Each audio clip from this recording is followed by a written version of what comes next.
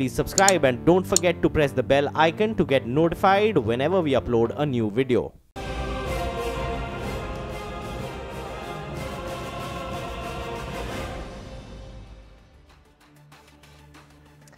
Good afternoon, welcome. You're watching Midcap Radar. Well, for the market, we seem to be coming off just a tad bit. So, till about a few minutes ago, it looked like a one-way rally on the street. But as we speak now, the Sensex near the Nifty near the 10,400 odd mark, and even the Sensex has climbed down about 100 odd points from the top, a little more give or take.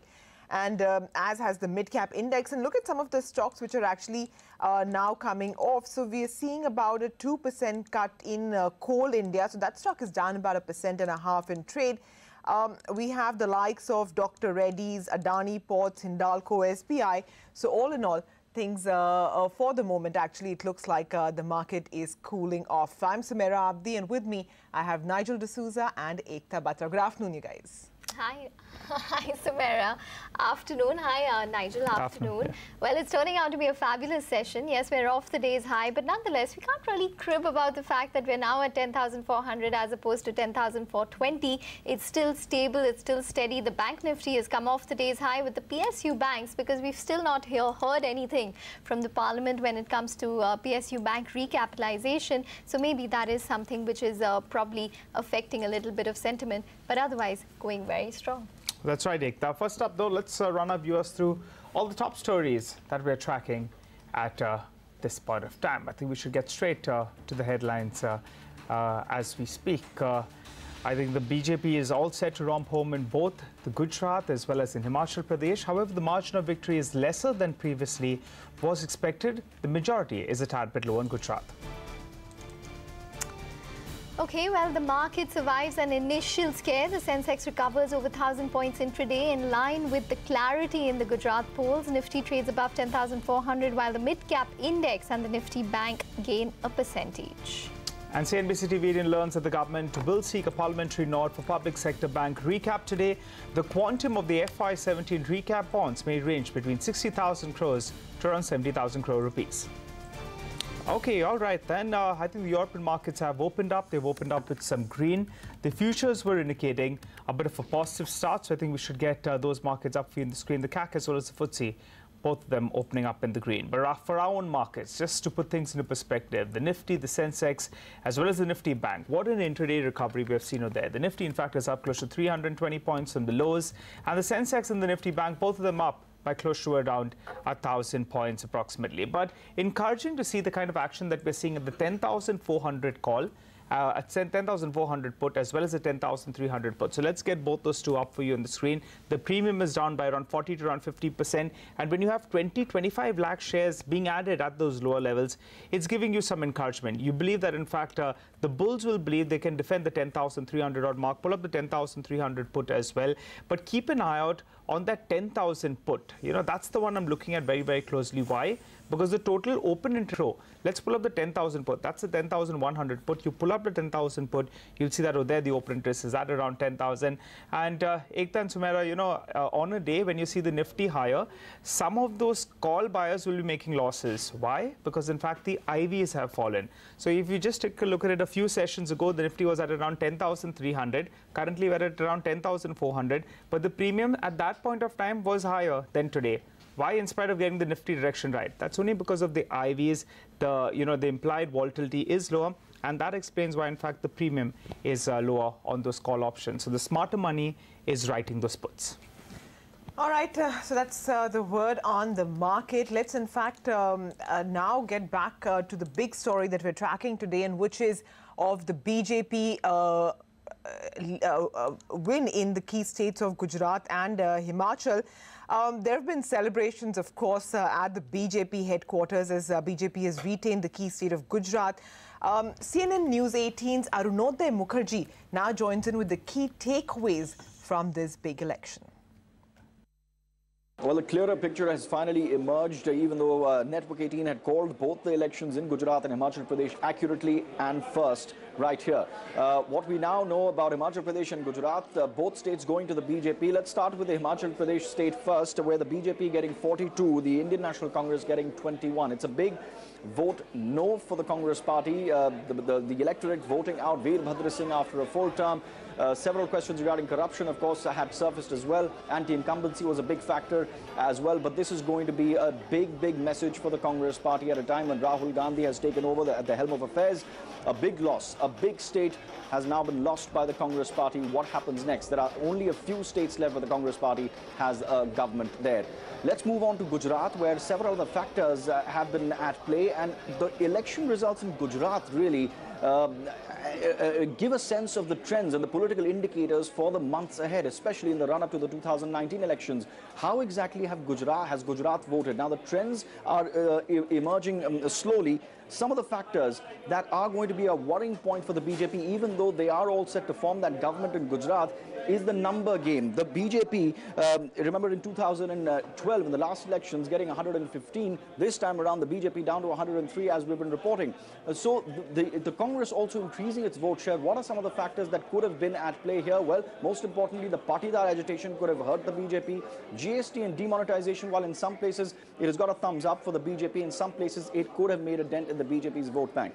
The big factor also, after several years of BJP rule, there was anti-incumbency. Perhaps also that gave the Congress an appetite in the voters' minds as well. But let's take you through some of the finer points that are coming out of the state of Gujarat. Again, the more crucial election out of the two states.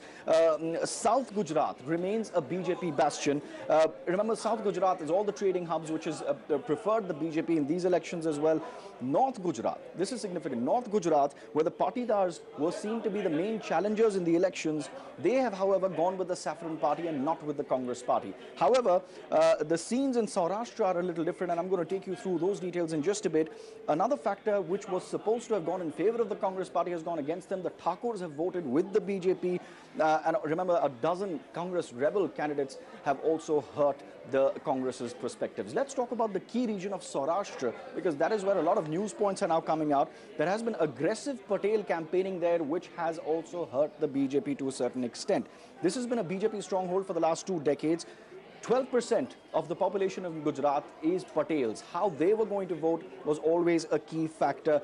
This region, in the first phase of elections, has given the Congress a clear edge, is what is coming out to be. So, yes, the BJP is all set to form the government in Gujarat, but the indicators for the Congress here are a little more positive. The kind of increase in vote share that they are now reporting is certainly going to be a big thumbs up for the Congress party, especially at a time when Rahul Gandhi is taking over, or at least this is how the Congress would like to project their election results in Gujarat. That yes, we may have lost, but look at the kind of numbers that we're posting. It is going to be a worrying factor for the BJP. Not a comfortable victory, something that they need to think about as well. Okay, well, let's stay with the big story. CNN News 18's Pallavi Ghosh also spoke with Shashi Tharoor earlier and began by asking him his views on the BJP, saying that Rahul Gandhi is not equipped to take on Modi. I wouldn't say that at all. First of all, he's taken on the biggest challenge of all in Mr. Modi's home state. And I would say he's made a tremendous impact. All indications are we're leading in about 50% more seats than we held in the dissolved assembly. So that certainly suggests that we haven't done badly at all. I think the impact of the campaign has been apparent not only in the actual vote results and in the progress that's been made, but has also been apparent in the chord that he touched with voters. It's become very apparent how much of enthusiasm his campaign was able to generate. At the end of the day, a victory is a victory. Whoever wins is the winner. So in that sense, Rahul Gandhi does look like a loser. Not. We are in elections to win. But this is one battle out of many. We have 29 states in this country.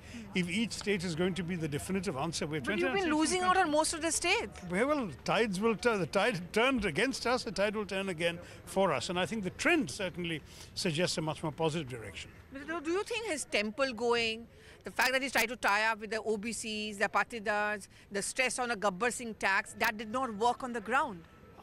As I said, it's very difficult for us to disaggregate specific factors in any election. People vote for a complex set of reasons. We believe the issues that he touched on, and particularly the real economic issues, were not only relevant in Gujarat, but remain relevant for the nation. Where are the jobs for our people? How is a good idea like GST being implemented so disastrous? All right, then, time to slip into a short break. You come back, we'll discuss the market technicals Mitesh Thakkar will be with us on the other side of the short break.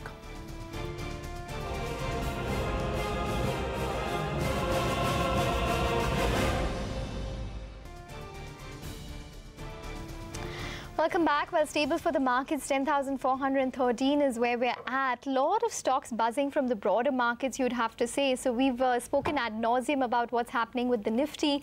But from the broader markets, we have a couple of stocks, say something like a Renaissance Jewelry, which is up around 13% at this point in time. We have even a smaller stocks, a relatively smaller stock, something like a Surya Lakshmi Cotton, which is up around 15.5%, so at around 100 rupees odd. And something like Blue Blends India also not doing too badly in terms of volumes as well as price action. That stock which is up around 10%. Page Industries, new high for that stock, up 8.3%. But if you look at it, one particular stock costs around 24,533, particularly for Page Industries. But Mitesh Thakkar joins in to talk about the technicals of the market at this point. Mitesh, hi, over to you then. 10,415 is holding.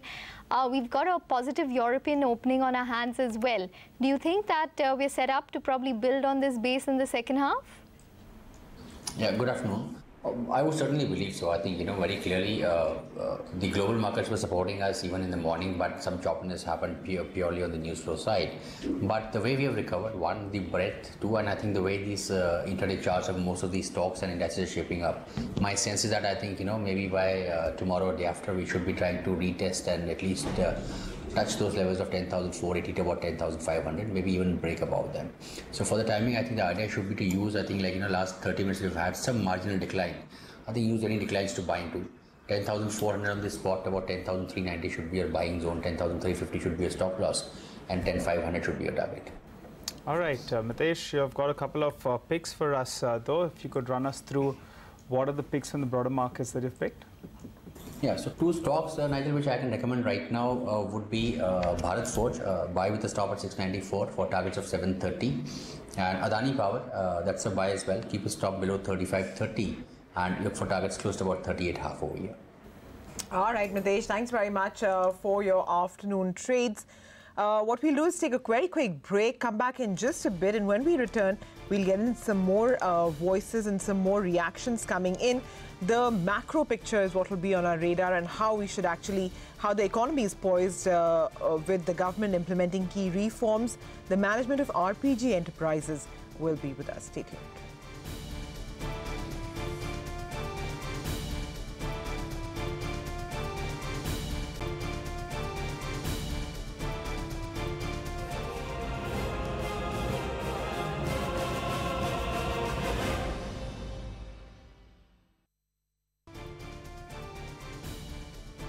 Okay, then keep your eye out on the markets as we speak. The Nifty is still holding with a gain of around 90 points. Apollo Tyres is a stock from the broader markets that spiked up.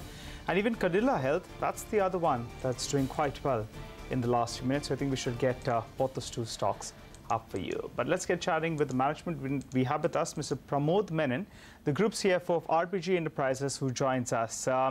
Thanks so much, Mr. Menon, for joining in, sir. I want to begin by asking your views on the manufacturing sector growth, and also what's the outlook? Yeah, over the next 2 years, I would say next 18 to 24 months, the sector would, manufacturing has to come up, and it's also one of the sectors which is the largest employment generator for the country as such.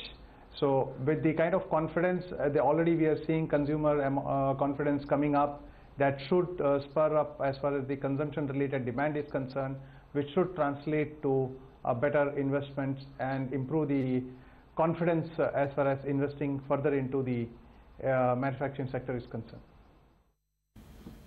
Hi, Mr. Menon. Good afternoon, sir. A lot of the big brokerages we've been speaking to are indicating that the stage is now set for a capex revival. What's the sense you're getting on the ground? See, the government has done, if you look at the capex cycle has got impacted primarily on two major accounts, if I would say. A, there has been stressed balance sheets for the corporate Inc. A. B, on the other side, the banks also had to deal with NPA related issues. And the government has come out with the IBC related policy change, which should have a significant impact as far as the economy is concerned. And this should spur the way for a long-term capex cycle to come on the back of improved capacity utilization and better confidence as far as the industry is concerned.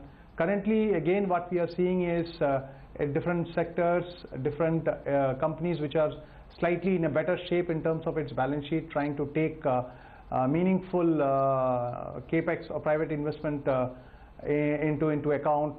So we have seen a few companies on the private sector side trying to go ahead with the private investment, and I think the capex cycle will definitely come good over the next 12 to 18 months as the structural related reforms and transformational related policy changes takes or stabilizes and takes root. Okay, Mr. Menon, is there any improvement in the projects which are executed by the government, or are you still witnessing hurdles? See, generally, I would say one of the better factors is on the policy related side. We have found this government has been a bit more efficient in terms of execution of the policies are concerned. But as the industry is concerned, I think we are also extremely seeing a lot of support coming in through. And today roads has been there. What we have seen in railways, a lot of more of projects coming through. A lot of tendering processes have suddenly started to ease off. So overall, I think on a step-by-step basis, they have been pretty robust. And wherever good part about the government has been that wherever, let us say, challenges has come through, what we have seen in case of GST or in IBC, they have been very proactive in terms of resolving the issues and laying the groundwork for better policy administration. Well, Mr. Menon, what kind of growth do you see over the next 2 years for the RPG Group? At RPG Group, we have been a bit more cautious over the last few years in terms of making large capex investments, given the kind of slightly volatile business environment. With the stability coming through, what we have is we are making significantly large capital outlays. In CEAT, we are looking at organic growth, wherein we are outlaying close to 3,000 crores of capex. And we are also seeing growth coming in terms of our infrastructure and EPC related business, wherein there has been traction coming on the railway related projects. And at the same time, as a group, we are looking and hungry for inorganic related growth, and where we are looking at building capabilities. So as such, I would say we are well poised as a group to take care of the kind of scenarios and the business opportunities which is unfolding in the country. Okay, all right, Mr. Menon, we're going to leave it on that note. Thanks very much for joining in and speaking to us. So that is the management of RPG Enterprises. If you just want to pull up what's happening with the markets at this point in time, Nigel, well, it's turning out to be quite a steady session for us. We have, in fact, the markets have climbed back again to the high point of the day, 10,426. And as of now, I think we are getting that little bit of fillip, which is coming from the European markets as well. So maybe the FTSE, CAC and DAX should come up for you in terms of the opening that we saw 20 minutes ago. That was quite positive, and that seems to be adding that incremental amount of fillip that we need at this point in time. So overall steady as she goes for the markets. And as we wrap up the show, we're going to leave you with what some key market watchers have to say about the big Gujarat verdict this morning. I don't see a panic. Clearly, I don't see huge withdrawals. However, the flow of money which is coming into the markets, 25,000 crore rupees per month, which is what the trend we have seen for the last few months, that might get muted a little bit. But I don't see withdrawal. And a lot of people who've been sitting on the sidelines, they may use, if there is a serious correction in the market, they may use that as a buying opportunity. This is a huge wake-up call, and I think, well, I think there's not going to be, it's one state, but it's the home state. So there's clear signs of, I would say, alarm, if not panic. But having said that, I think we can't run away from the fact that this is also giving them time to regroup, because there's obviously a few things that have gone wrong. People have underestimated the resurgence of the Congress, if you will. And I think that's been the big thing. I think what will be a bigger force to reckon with is that the opposition will unite big time now. And I think that's going to be a cause for worry. It's a great thing happening for the country at this point of time, because I think it's very important for both sides of the narrative to have equal importance in any political dialogue, any economic dialogue and so on. And so far it has been a one-way street. This is a kind of a wake-up call that there are different parts of India being affected differently, and therefore there is more than just the stock market which is going to impact the fortunes of this country. I think it's a great thing happening to this country, because it's going to do a lot of course corrections. I think that's more important.